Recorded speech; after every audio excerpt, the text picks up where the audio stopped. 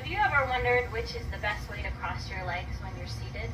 I'm Dr. Meagan von Holtzen. For today's tip of the week, we are going to go over that and some other tidbits. Now, last week I talked about proper seated posture. And if you're going to take anything away from that, you're going to remember that when you're sitting, you're supposed to sit on these ischial tuberosities, or your sit bones, not on the sacrum. We set up all sorts of abnormal biomechanics when we sit on the sacrum. Now, because I use Gertrude, who has no legs, I didn't really talk about how do you use your legs. So let's talk about that today. So, I think if you're sitting on your sit bones, the best way to have your legs is shoulder width apart, because it doesn't take very much energy. I don't feel a lot of tension, so I probably have good blood flow. Now, is this always going to work? Think about it. No. If I'm wearing a skirt, or maybe someone of Scottish descent has their kilt on, let's not do this. We'll keep our legs together, right? For society. So sometimes this works, sometimes this works. But if you ever notice, I'm a people watcher. If you watch people sit, I would say 80% of the time they always cross your legs. You know, you're up watching late night television or even late night television, and the stars are always doing this, and then they're doing this, and then they're doing this. So which is the right way? Let me have some of my staff come in and help me with that.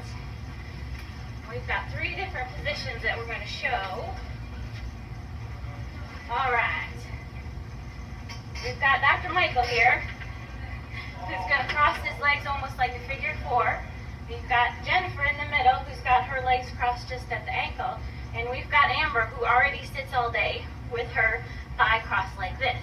Which of these do we think is the best posture? Jennifer. Yeah, Jennifer in the middle. That would be what I think as well.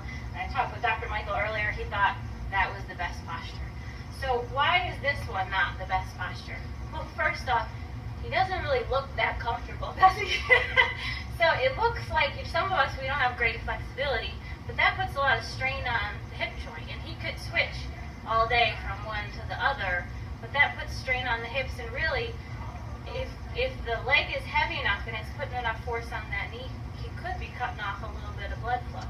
If we look at Amber on the end, that's really the biggest problem with that too. When you have your legs crossed like that, you're just putting a lot of torsion and stress on the hip joints, and you could also be cutting off some blood flow. I think the way that Jennifer is sitting is probably the best, because there's just a minimal bit of cross, so she's probably not changing the level of the hips too much, and she's probably not changing the blood flow too much, and I think it's easier to sit longer in that position than any other. So, we all agree, we think that's the best one. Now, are you always going to be able to do that? No.